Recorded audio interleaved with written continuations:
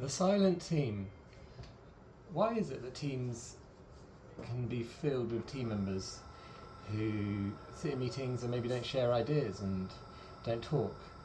As a team manager, it's really important to try and get the voices of each team member out and allow them to bring their unique strengths to a challenge.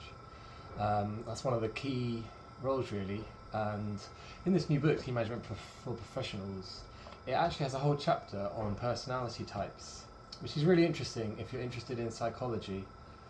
Team Management for Professionals allows the team manager to get that insight into psychology, which can help when you have a team and you really need to understand different ways of working, which team members might be more dominant in meetings, might talk over other members. So you can ask those kind of prompt questions to the quieter members of the team. Maybe one of the team members has information that they're not sharing just because they're comfortable sitting silently, and you might need to slightly engage them in a way that they feel comfortable with, so that information isn't missed. Some of this information might be crucial to the project being delivered. And this book, Team Management for Professionals, not only has a whole chapter on personality types, Carl Jung's different personality types that he came up with categories originally for his therapy sessions. So not only is there a whole part in there about personality, you can reflect on your own personality as you read it, but there's a whole chapter on communication. And often teams in professional environments sit on a square table, rectangular table, and this actually can facilitate not so much the sharing of ideas, but allow people to actually just get used to sitting in silence. Perhaps there's a pattern repeating of one team member always talking and sharing their ideas and other team members not engaging. As an NHS commissioner, I used to really enjoy helping the younger members of staff bring their perspective and voice to the table.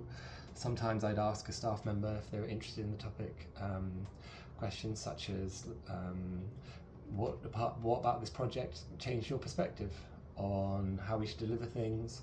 Everyone has a unique point of view, and in an organisation it's actually really important when new people come in that you do gather their perspective, because it could be different and quite different to the way everyone has been working. People say that you're a mirror of the 6 people you spend most of your time around. And when someone new comes into the organisation, they might think differently. They might think differently about how to approach a problem. And yeah, as a team manager, it's all about fostering that creative thought process when you're trying to lead your team to overcome a challenge.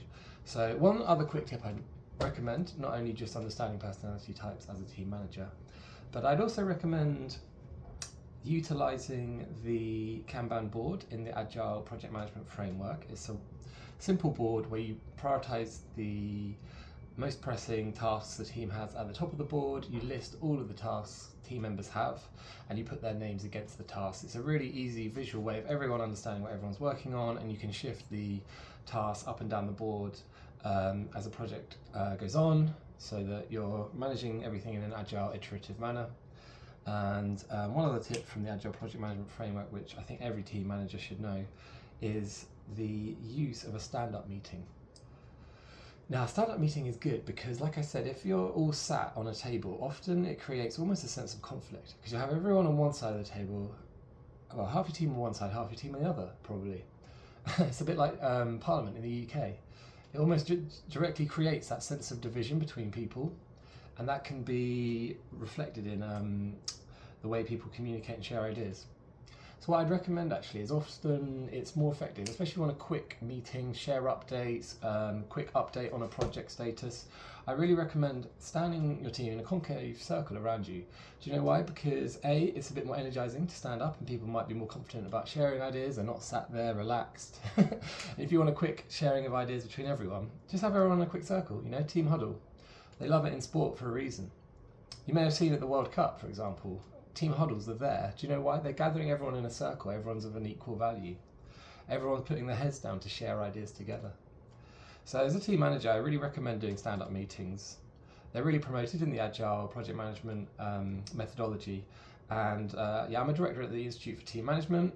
We've been studying team management and everything to do with team management for years, and I've trained over thousands of people to be team leaders in the civil service, the NHS, for the government of Australia. I've also done a lot of research with other organisations.